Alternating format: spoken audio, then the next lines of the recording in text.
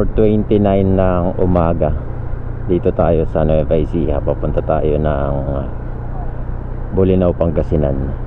Tingnan natin mamaya kung gaano kalayo saka gaano katagal yung magiging biyahe natin. 6:14 ng umaga, Villasis, Pangasinan. Welcome to Binmaley. 7:22. Nakaka 120 kilometers na kami mula Nueva Ecija hanggang dito.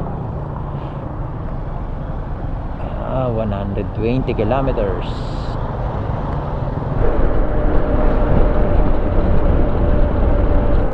Welcome to Labrador, alas 8. Nakaka 140 kilometers na kami. Mga 60 kilometers pa siguro to hanggang dun sa Bolinao. City of Alaminos. Dito makikita yung 100 Islands. Daming mga honeydew saka watermelon.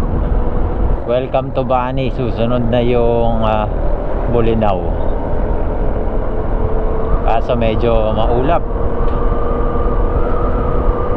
Sana hindi tayo maulan. Bayan ng Bani, katatapos yung ulan. Basa pa yung kalsada.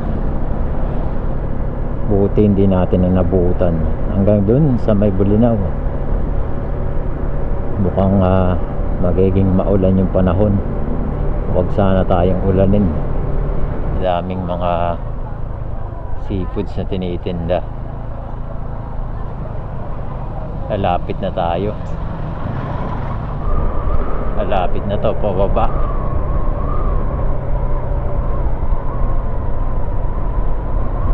Ayun na yung lighthouse. Ito na yung Watchtower, Bolinao Lighthouse. 10:24. Almost 6 hour yung naging biyahe namin.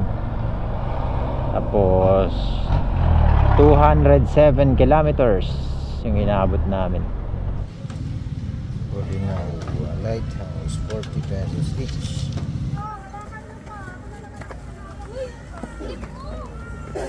Dito tayo sa Bolinao Lighthouse, 40 pesos each yung entrance. Bolinao Lighthouse, 40 pesos yung entrance fee per head.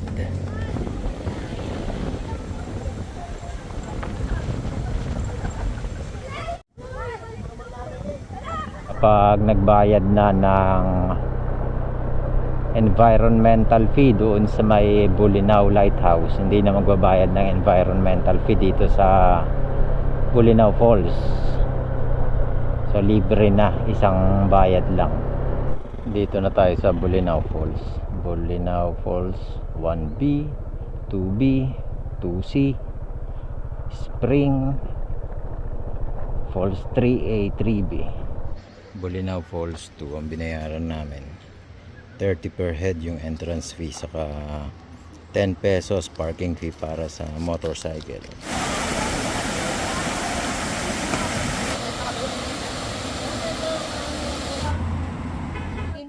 Hindi naman tubig. Wonderful cave dito sa Bolinao.